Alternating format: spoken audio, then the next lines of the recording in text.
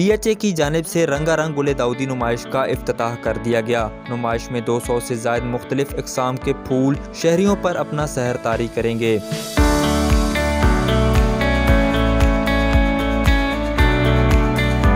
سالانہ گل داؤدی نمائش کا افتتاح وزیر اعلیٰ پنجاب سردار عثمان بزدار نے کیا۔ ہر سال کی طرح اس سال بھی جیلانی پارک میں مختلف رنگوں کے پھول اپنے جلوے بکھیریں گے۔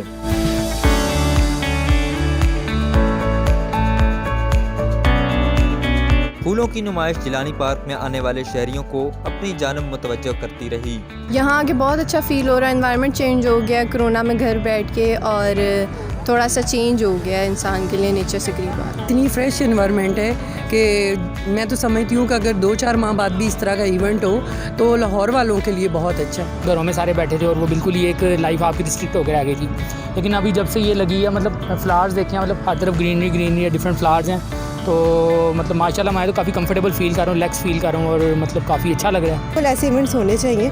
پاکستان میں کرونا کی وجہ سے لوگ بہت زیادہ گھر میں ہی ہو کر رہ گئے، تو آج موقع ملا ہے کہ ہم تھوڑی سی اس ایکٹیویٹی کو انجوائے کر سکیں۔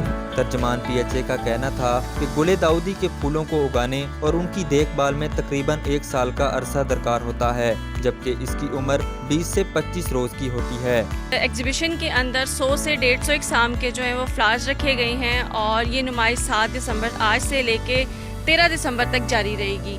اس پھول کو بنانے میں تقریباً ہمیں 1 سال لگتا ہے، اور مالی جو ہے اس کی 1 سال اس طرح سے حفاظت کرتے ہیں، اس طرح سے اس کو پالتے ہیں جیسے وہ اپنے بچوں کو پال رہے ہوتے ہیں۔ پارک میں آنے والے شہریوں کے لیے کورونا وائرس کے پیش نظر SOPs کا بھرپور خیال رکھا گیا۔ سالانہ گل داؤدی نمائش مزید 6 روز تک جاری رہے گی۔ کیمرہ مین ضامن عباس کے ساتھ سبت اوان، میڈیا 92 لاہور۔